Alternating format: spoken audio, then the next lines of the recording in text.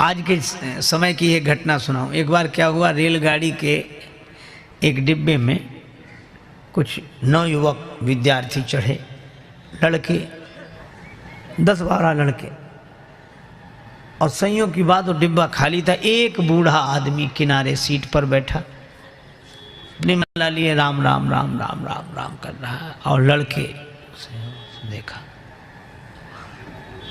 अब उनका तो नाम ही लड़के, रेलगाड़ी चली, अब वो भड़के, नाम ही लड़के, जहाँ जाए वहाँ से लड़के आए, घर में रहें तो लड़के, बाहर जाएं तो लड़के, इससे लड़के उससे लड़के।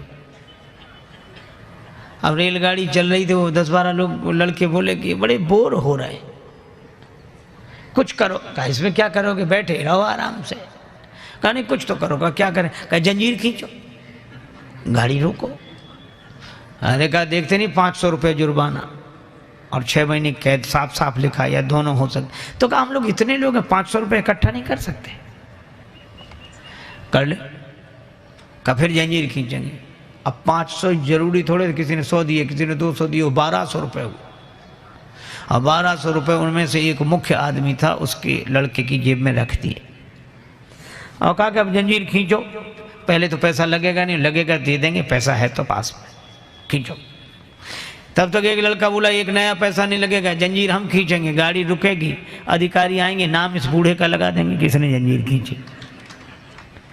अब बूढ़ा बेचारा बहुत हाथ जोड़े कि भैया हमने आपका क्या बिगाड़ा बच्चों, हमें काहे को, अरे ऐसा मत करो। लड़के बोले बड़ा मजा आएगा, ये गिड़गिड़ाएगा। कुछ लोगों को इसी में मजा आता, पर पीड़न रति, दूसरे को दुख पहुंचाकर सुख पाना।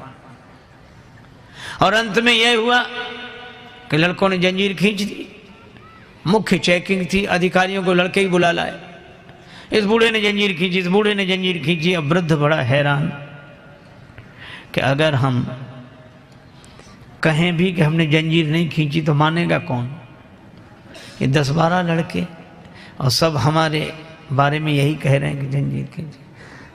तो उसको भगवान ने ऐसी प्रेरणा दी, अधिकारी ने डांटते हुए कहा तुम वृद्ध होकर शर्म नहीं लगती, जंजीर क्यों खींची। बूढ़ा बोला साहब जंजीर तो खींची पर मजबूरी में खींची। क्या मजबूरी थी, हमारे पास 1200 रुपये थे, इन लड़कों ने छीन लिए, इसकी जेब में रखे। अब तो बूढ़े के सामने ही गिने गए थे रुपए और रखे गए। अधिकारियों ने जो देखा तो उसकी जेब में रुपए मिल गए। ईमानदारी का जमाना था, बूढ़े को 1200 रुपये मिले और शाबाशी दी गई कि बड़ा साहस का काम किया, बहादुरी का काम किया। अब लड़के एक दूसरे का मुँह देखेंगे, ये तो हम सोचते ही नहीं थे। वृद्ध को तो 1200 रुपये मिले, लड़के पकड़ गए। अगले स्टेशन पर गाड़ी रुकी तो पुलिस वाले लड़कों को पकड़ के ले जा रहे थे। तो खिड़की के पास से निकले तब बूढ़ा अपनी सफ़ेद दाढ़ी पर हाथ घुमा के बोला ये बाल ऐसे ही थोड़े सफ़ेद हो गए, बड़े आए थे हमको फंसाने के लिए। तो ये कहानी है, पर ये कहानी भी संकेत देती है कि वृद्ध के पास जो अनुभव होता है वह युवक के पास नहीं होता। ये बात अलग है कि अनुभवी वृद्ध के पास सामर्थ्य, जोश, उत्साह नहीं होता, वो युवक के पास होता है।